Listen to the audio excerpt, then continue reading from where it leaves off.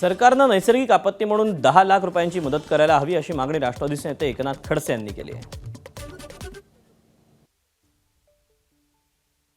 पिण्याच्या पाण्यासाठी नंदुरबार, धुळे, जळगाव वगैरे अनेक शहरांमध्ये पिण्याच्या पाण्याचं तुट आहे. तसेच ग्रामीण भागामध्येही आदिवासी वस्त्यांमध्ये दूरवरून पाणी आणावं लागतं, पण अजून तिथे टँकर लागलेले नाही.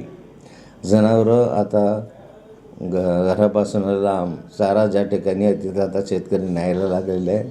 सरकारने या ठिकाणी जनावरांसाठी छावण्या सुरू केल्या पाहिजे, चाऱ्याच्या छावण्या सुरू केल्या पाहिजे अशी माझी मागणी आहे.